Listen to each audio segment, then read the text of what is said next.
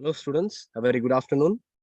So today we are going to start a new chapter called as chemical coordination and integration. Okay. So I'm going to launch a poll for technicality, that is if the screen is visible properly and if my voice is clear too. Okay. So please forgive me for the inconvenience about the video. Okay. There is some network issue, so it will be buffering. Yes. Perfect. Thank you very much. So let's get on with this chapter without, sorry. Yeah, without any further delay. Okay. So in the last class, we studied about neural control and coordination, isn't it? So in this chapter, we have to study about chemical control and coordination. So why we have to do this? Why our body cannot choose one specific or only one type of coordination, right? There was nothing wrong with neural control, but why we need another option or another type of control that happens through chemicals that is produced by different parts of our body. Okay. So as we move on to this chapter, okay, so we are going to learn about what is your endocrine system, what are the endocrine glands and their hormones. Okay. So the entire endocrine system, and there are other parts of your body also which plays a role in endocrine secretions. Okay. But they're not specifically glands. That includes heart, kidney, and gastrointestinal tract. Okay. And finally, we're going to study how hormones actually act on different parts of your body and bring about an action, that is mechanism of hormone action. Okay. So as I was saying, when we talk about neural control and coordination in the last class, one thing that would have already been very aware for you is the neural control is very fast in many ways, and it is an immediate reaction, correct? No, so this is the first thing. Our neural system is very, very fast, and it is for fast response, right? So when you talk about the other case of neural system, if you see, the nerves carry all this information through impulses, right? So the nerve cells have to innovate in the sense they have to get integrated with your deepest of the tissues and or cells. Okay. But if you see anatomically, our neurons cannot they cannot go and get connected to all the cells and tissues. Okay. So these are the two reasons why our body requires an alternate control and coordination system, and that happens through the secretion of certain chemicals. Okay. So this chemical control over our body is a very slow process. Okay. So there is one thing that can reach the tissues where our neurons cannot reach. Okay. So if you think, okay, what would be something that can reach beyond what our nerves can reach? You'll come across an option called as blood, correct? No? So our blood has plasma. Okay. Our blood has plasma. So this blood plasma carries these secretions from these endocrine glands, what we call. So it gets dissolved in the blood and it goes to specific parts of our body and it induces a specific response. Okay. So blood becomes a medium for it to be transported in case of your chemical coordination. Okay. So when we talk about glands that participate in secretion, we come across two different types of glands, right? One is an endocrine gland, other one is an exocrine gland. Correct, no people? So what is a basic difference? So if you see endocrine glands have ducts. Okay. So whichever the secretions that are produced by these glands, sorry, endocrine do not have ducts, exocrine have ducts. Okay. Endocrine gland secretions are directly released into the blood plasma and it dissolves in the blood plasma and it goes and reaches the target site. So these ductless glands are called as endocrine glands. Whereas the opposite, where the transportation of the secretions are done by the ducts or tubes. Okay, for example, pancreas, they are called as exocrine glands. So our chemical control and coordination comes from a system of organs called as endocrine system, which includes endocrine glands. Okay. So as I said, endocrine glands specialize in secretion, correct? No? In secretion of a certain chemical. So these chemicals, we call it as hormones. It is very fascinating to even just imagine how much of an influence a small amount of chemical, okay, so a small amount of a chemical can induce on our body. Okay. So can influence our body, right? So the small traces of chemicals that are released by these endocrine glands are called as hormones. So by current scientific definition, what are these hormones? Okay, hormones are a class of chemicals which are non-nutritive. Okay, they do not have any nutritive role. Okay, they do not provide energy. Okay, or consume energy. They are non-nutritive chemicals. And they, what is the role of them? Once they go and bind to the specific locations in our body, okay, so they induce a change, right, in the cells, so that it acts as an intercellular messengers. Okay, they go and communicate with the cells and tell the cells what they are supposed to do. Okay, and they're produced in very small traces. So these are called as hormones. Okay, hormones are non-nutritive chemicals. Okay, so another, the role of these hormones is to act as intercellular messengers, and they're produced in very small traces. Okay, so if we talk about endocrine system or endocrine glands, even if you see in lower vertebrates, okay, lower vertebrates. So if you see in lower vertebrates, even they show the presence of endocrine glands, and the number of endocrine glands are very small. Okay, which produce a certain small group of chemicals. Okay, but there are very vast majority of chemicals that act like endocrine secretions. Okay, which act like hormones. If you see in higher vertebrates like us, higher vertebrates have a very elaborate system in place. Okay, which includes several sets of these glands producing various types of chemicals. Okay, so if we talk about the higher vertebrate like us human beings, let us talk about our endocrine system to understand in detail what is their role and how they function. Okay, so human endocrine system contains human endocrine glands. You can see here in the left side there are labels. So let us see what are the different glands that are involved in human endocrine system. Okay, first one is hypothalamus. Look here, it is just above the pituitary gland. Okay, this is the hypothalamus. So the pituitary glands which just sit below the hypothalamus. Okay, and the pineal gland which is almost at the posterior portions of your hypothalamus. Okay, next one is thyroid glands, which is near your throat region. Parathyroid glands, which are just in your upper thorax. Okay, and again thymus gland, adrenal glands, which sits anterior to the kidneys. Okay, you can see here these are the adrenal glands, and the pancreas. We already have studied about pancreas. Okay, in your digestion chapter, correct? No, where we call pancreas as endoexocrine gland. Remember? Yes. So it just sits below the stomach. Okay, these are pancreas. Ovaries in females, and even uterus in females, and testicles in male. So these testicles and ovaries are your sexual organs. Then some of the cells of testes and ovaries, they are involved in production of hormones. Okay,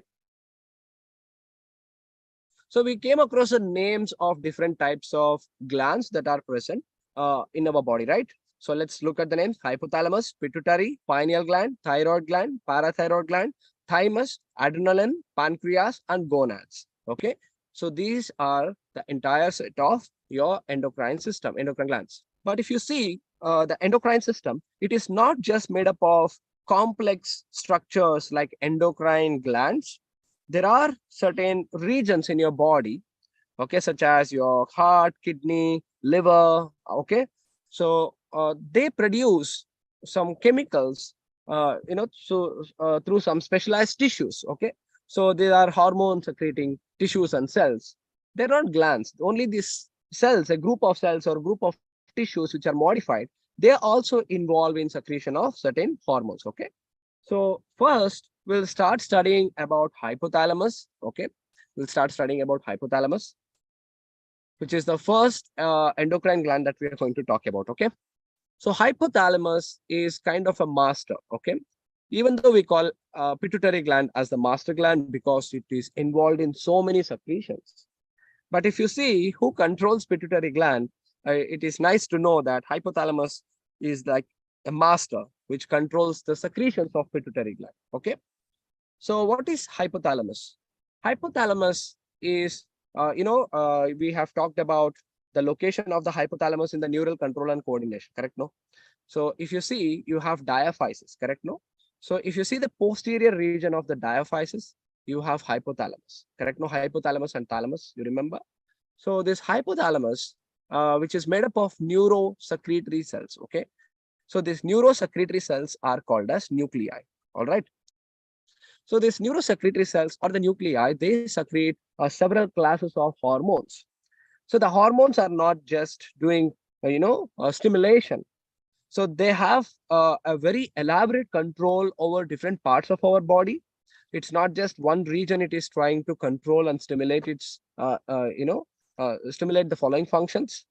So based on the different actions that these hormones bring about, we can classify hypothalamic hormones into three different classes of hormones. Okay.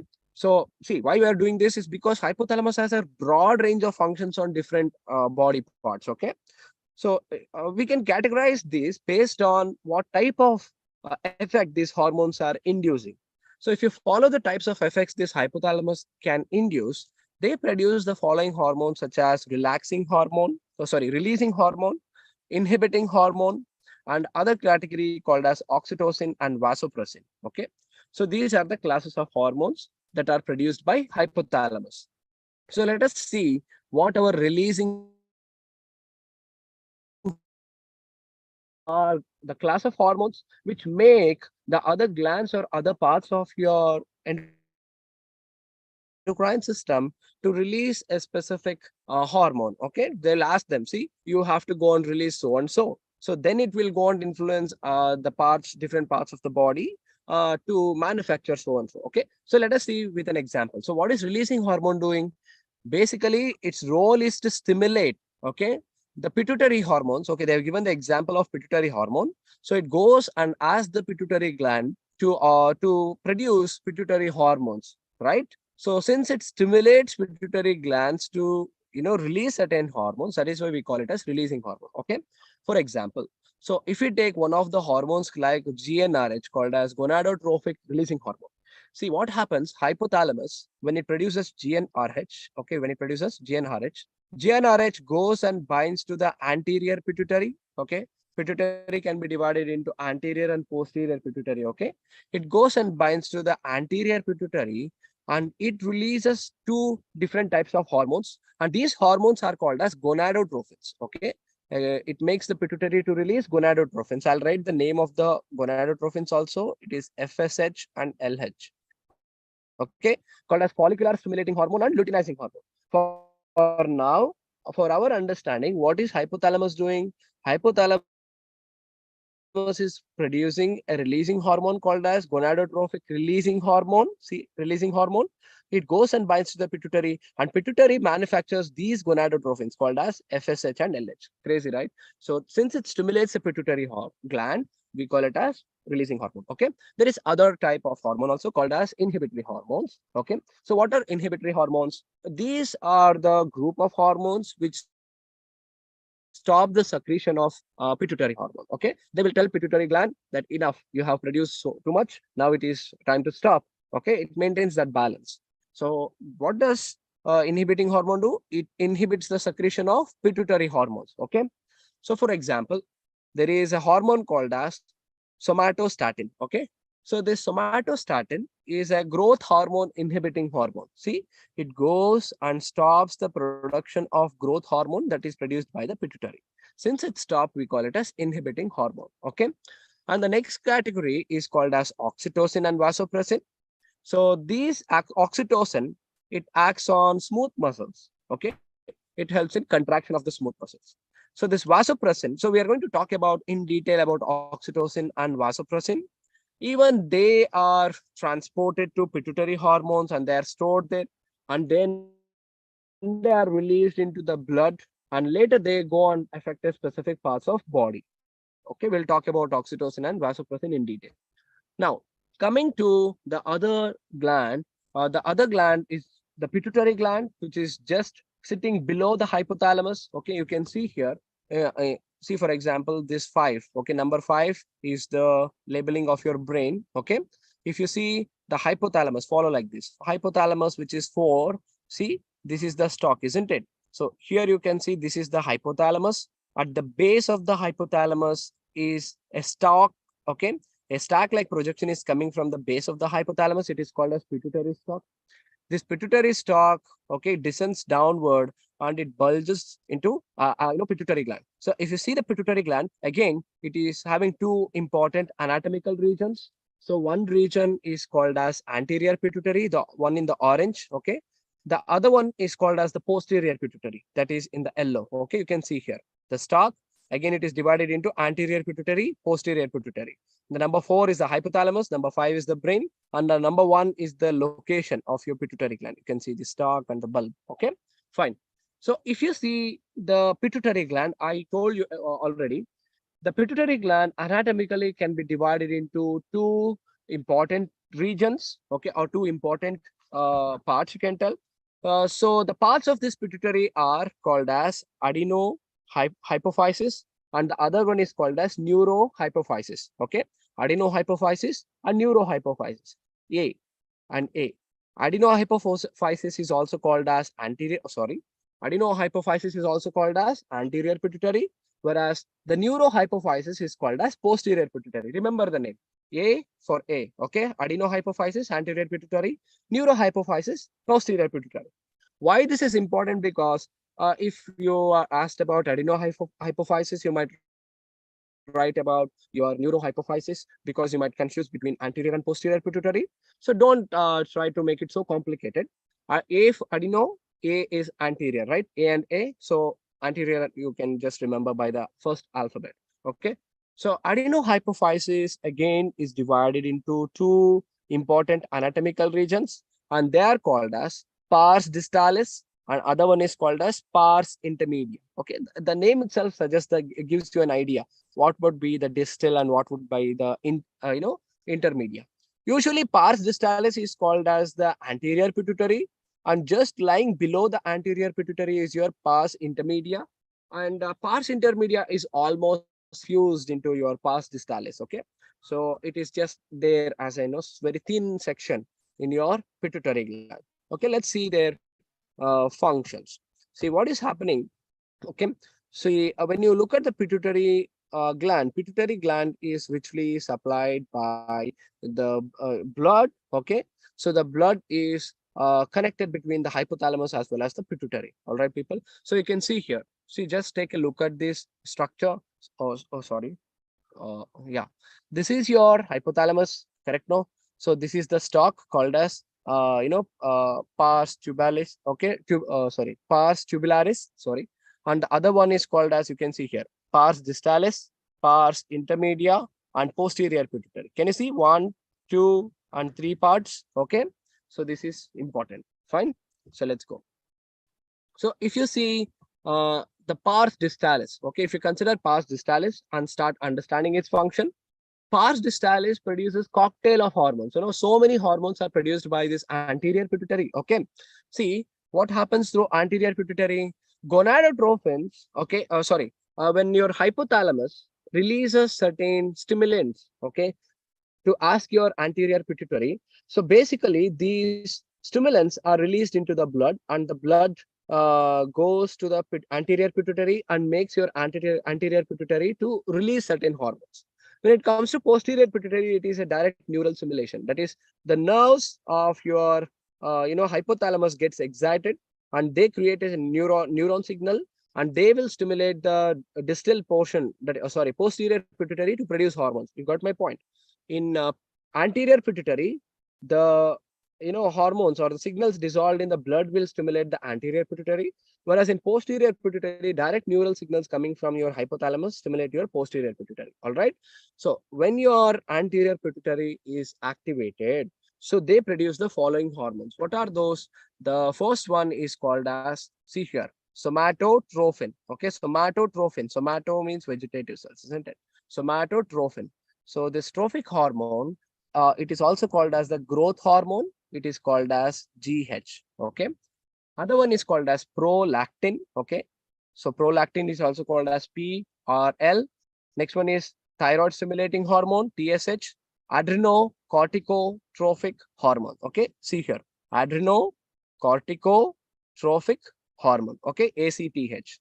Next one is follicular stimulating hormone, and luteinizing hormone. Go with the abbreviations too.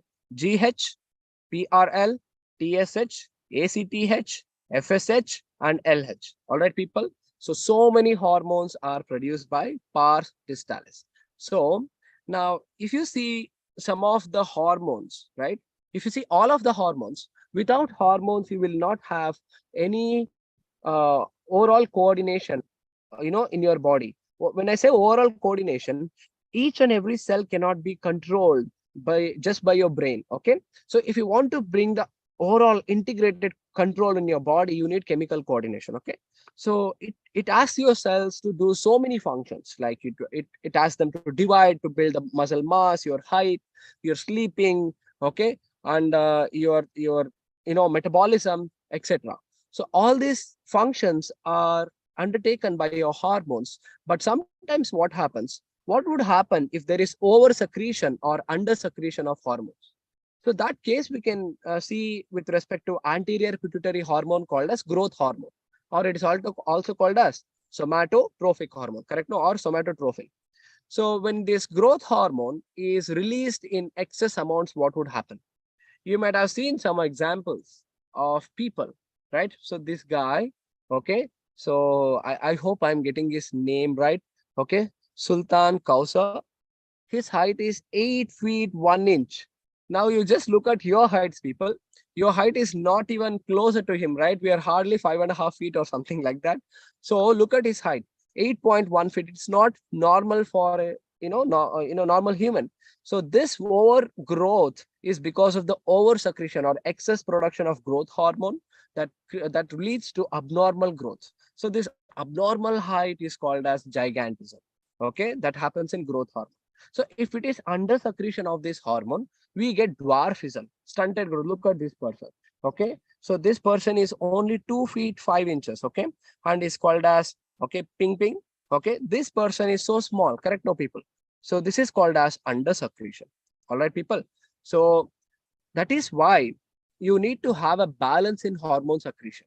So having abnormal body activities or expressing certain physical or physiological changes in a very uneven measurements or uneven way, so that will lead to your hormone problems. Okay, so there is one more problem. Okay, if there is over secretion of growth hormones, especially in adults. Okay, so it's not happening in the juvenile phase or the youth. In adults, what is happening?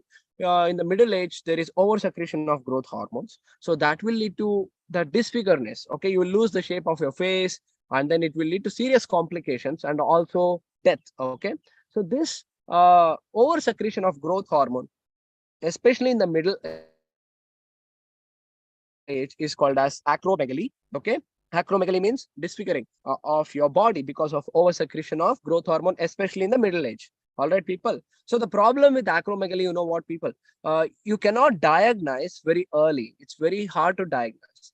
So that is why in a initial phases itself, you have to go get treated. So if see, even the treatments, what they can do is they can suppress, or they can bring down the levels of hormones in your body. Okay, but yet it will lead to serious complications if it is not detected in the early days. Okay, so that might lead to death. All right, people. So this is about acromegaly. So you have seen this person, right? The great Kali already. So great Kali has giant body. Now what is happening? It is as chemicals, that is growth hormone is too much. That's why this guy is a giant. Okay, so next one, let's go for the other part of your pituitary, that is your pars distalis.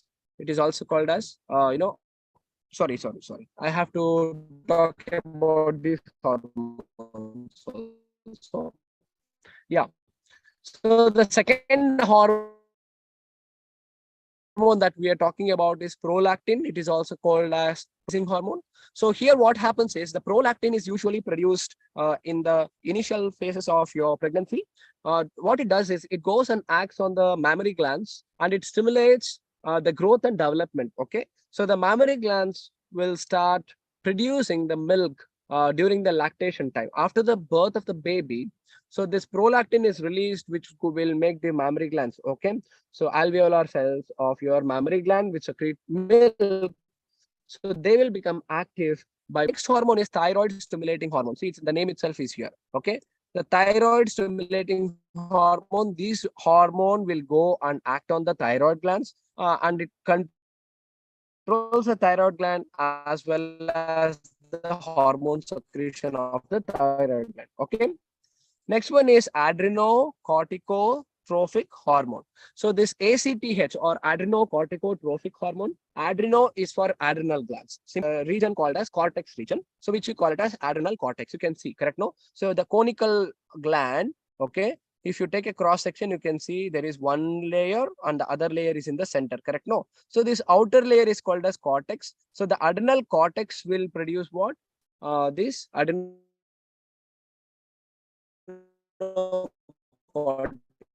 hormones, okay, which are steroidal hormones. So what is the name of this steroidal hormone? It is called as gluco, right? So these glucocorticoids are produced by adrenal cortex in response to adrenocorticotrophic hormone. All right, people? Fine. So next one is follicular stimulating hormone. Now, luteinizing hormone, we have to do it in a little detailed fashion. Okay.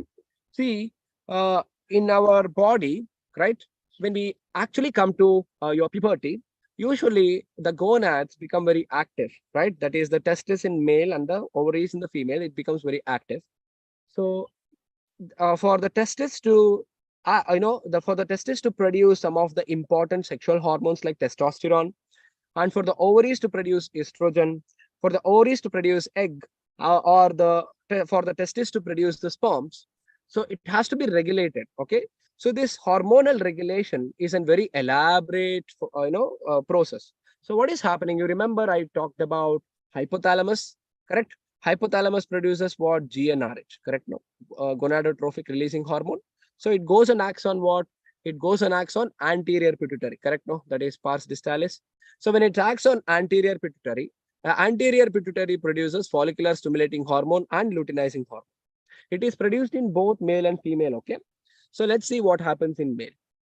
So usually in male, the follicular stimulating hormone, what it does is FSH, that is follicular stimulating hormone, along with the androgens, that is the testosterone, which is produced by the testis, they both combine together and they influence in the process of sperm formation. If the sperms have to form, so that is the process of sperm formation is called as spermatogenesis. So for this process to start and happen, the follicular stimulating hormone, along with the combination of androgens, so that function is happening in a male. Whereas when it comes to female, female produces follicular stimulating hormone, and this follicular stimulating hormone again, it goes and acts on the ovaries. Okay. In the ovaries, if you take a cross section of the ovary, female ovary, you can see in the outermost region, like in the boundaries of your ovary, there are certain mass of cells. Okay. So these mass of cells, we call it as ovarian follicles. We call it as ovarian follicles. What are follicles? Follicles are, the cluster of cells or the mass of cells, which are like a ball. So what is this follicle? Follicle is helping in the formation and maturation of your egg. Okay. Female egg. So it's just like you have your egg. Okay. That is a chicken egg. Inside the chicken egg, there is yolk and there is embryo, right? So similarly, I'm not exactly telling it's the same. What I'm telling is follicles are the mass of cells which nourishes and matures your ova. So which ova is actually in the follicle. All right. So if the follicles have to form and develop in the females, especially in the ovaries, that is done by your follicular stimulating hormone. Okay. So coming to luteinizing hormone. Luteinizing hormone is another gonadotrophin, again produced by the anterior pituitary. So what does luteinizing hormone do? Luteinizing hormone, again, it acts on gonads, that is in male. There are specialized cells in the testis of male. Okay. So sorry, here is the testis of male. So what it is doing?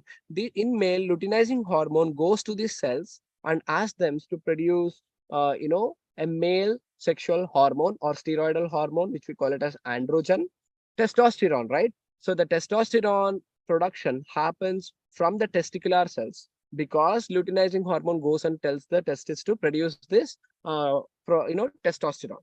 Whereas when it comes to female, okay, when it comes to female, you remember I told you that there are follicles, and these follicles keep on growing, and as they grow, they also help in taking care of the egg.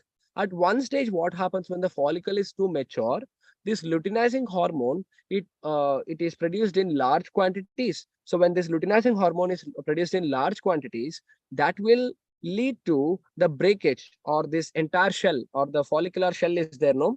So one second, this follicular shell, it will break like this, you can see here. So it will break, and it leads to a process called as ovulation. What is ovulation? The ova that was inside your mature follicle, called as Graafian follicle, it will rupture to release the ova. So this process of oogenesis, okay, or sorry, this process of ovulation by breaking of your follicles is because of the LH. And the other activity of the LH is, see, there is one more endocrine gland called as endocrine body. One second, sorry, people. Endocrine body called as corpus luteum. See what happens once these follicles are torn apart. It's broken, and all these cells are not going waste. Okay, so this left out cell, they will come together, and they form this functional endocrine body. So this debris or the waste cells, they combine together to form a functional endocrine body. So this functional and endocrine body is called as corpus luteum. We call corpus luteum because it is yellow in color. It looks yellow in color. All right. So this corpus luteum also produces an androgen called as progesterone. So this progesterone is responsible for maintaining pregnancy. Okay. So now for the corpus luteum to form, the LH helps in formation of corpus luteum and maturation of corpus luteum. Is it clear, people? So this is about your gonadotrophins, that is FSH and LH. So let's go further. So now you can see the FSH and LH is here. Okay. So look at this. Look at this. If you see FSH is in blue. Now you can see that the FSH levels are increasing. Okay. So when the FSH levels are increasing, see what is the chart given here is marked from 1 to 28 days, isn't it? So this 1 to 28 days is marked because we are talking about menstruation cycle in females. Okay, that is the regular monthly cycle they undergo. So that is called as menstruation cycle. So this is about 28 days. So this release of this FSH and LH, it is not constant. It keeps on changing as the cycle moves from one day to another day. Okay, so how does it change? If you see the last days, okay, last days of the month, you can see that there is high levels of follicular stimulating hormone. Why there is high levels of follicular stimulating hormone? Because if the new follicles have to see here, the new follicles are forming, isn't it? You can see the maturation of follicle as we go down the chart, correct? No? So for the new follicles to form like this, okay, and mature like this, initially you require follicular stimulating hormone. Correct? No? See, as the maturation of follicles keep on happening, the follicular stimulating hormone slowly comes down. So this is the 14th day is the mid cycle. We call it as mid cycle because this is the stage these follicles release the egg, okay, or the ovum. So at that phase, there is a small hype or increase in follicular stimulating hormone, and then it will become, see, constant. It is like, stable. Okay. So you can see that follicular development is happening. Whereas when it comes to the LH, look at LH. It is constant throughout the cycle, even at the beginning and at the mid cycle. What happens? There is huge amount of LH that is pumped, right? So this is called as LH surge. Surge means more LH. So when the surge is happening, that will act on the follicular cells, and it will lead to breakdown of follicle cells, releasing the egg. Okay. And slowly after this ovulation means release of egg, what happens? The LH levels slowly come down, and these low levels of LH is helpful for the formation of corpus luteum. Understood, people? Until when? Until the end of your months. After that, LH is also dropping, corpus luteum will degenerate, and so on. So you'll learn about it in detail in the next year. Okay. Did you get it, people? So what did I tell you? LH is helping in the production of progesterone also, correct? See here, there is no progesterone because there is no luteinizing hormone. But after the breakdown of the Graafian follicle, you can see that there is high levels of progesterone, correct? No? This high levels of progesterone is because the corpus luteum is already formed, and it will produce more progesterone, and more progesterone, you can see, it will help the uterus to become stronger. Okay. That means it will get ready for pregnancy. All right, people. So this is about FSH. Okay. Important part of your pars intermedia. Remember intermediate. So pars media, as I told, it is almost merged or it is almost completely attached to your pars distalis. Okay, you can see here very thin section is there, and that is called as pars intermedia. So this pars intermedia, produce a hormone called as melanocyte stimulating hormone, or it is also called as MSH, melanocyte. Have you heard about melanin? Okay, melanin pigmentation. So if you see a skin color in the classroom, many people will have different and different texture is because of this melanocyte. Okay, so melanocyte stimulating hormone, it goes and acts on the cells that have the capacity to produce melanin pigment. Okay, so melanocytes are the cells which will produce melanin.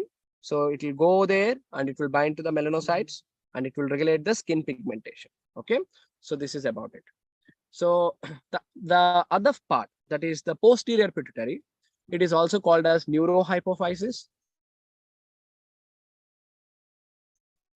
Okay, so the new neurohypotent hormones, that is oxytocin and vasopressin. Okay, so you remember oxytocin and vasopressin are produced by who? It is produced by hypothalamus. So it takes these hormones and preserves it. So what does it do? The oxytocin that is produced by your neurohypophysis or the posterior pituitary, okay, it acts on the smooth muscles. Okay, so for example, the uterus, okay, of the female. So what happens during pregnancy? Okay,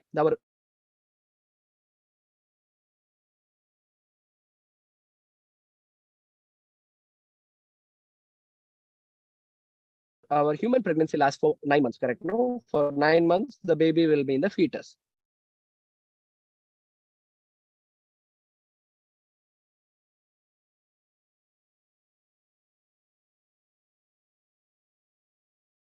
Sorry, the month.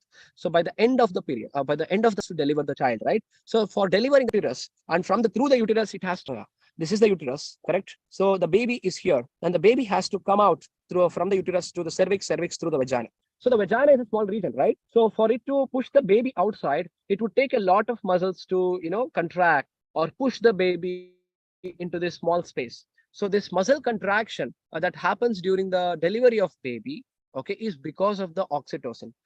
Oxytocin goes and binds to the contractile cells, smooth muscle cells of the uterus, and that will lead to the contraction, vigorous contraction, which helps in pushing the baby out of the uterus for the delivery. Okay, so that is also a very important process, isn't it? So this is about posterior pituitary. Now coming to the other hormone, which is produced by vasopressin. So talking about the kidney functions, we talked about vasopressin, which is also called as antidiuretic hormone or ADH. Remember? So what is the role of ADH? It basically tells your kidney, especially the DCT, distal convoluted tubules of your kidney, to absorb more water and electrolytes. Okay, so thereby you will prevent the water loss. Okay, by excess urination. Sometimes what happens? Some people will have very less ADH or antidiuretic hormone, so that will they will lose their ability in restoring the water. That means they can't control from water being lost. So when you can't hold your water in your body, what happens? You will dehydrate, and dehydrate leads to a lot of urination and thirst. Correct, no, people? So that is leading to a problem, physical problem. Okay, students, if you have any doubt, we can take it in the next class. Okay, I will end the session now. Have a nice day.